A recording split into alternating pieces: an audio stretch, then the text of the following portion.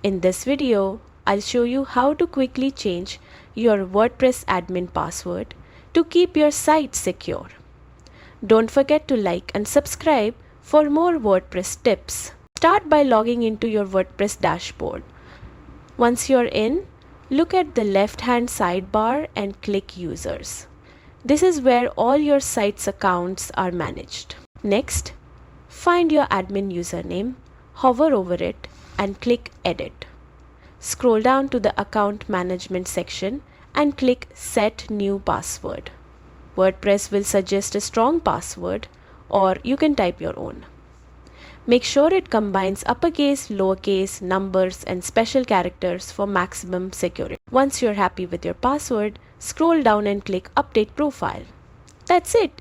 Your new admin password is now active.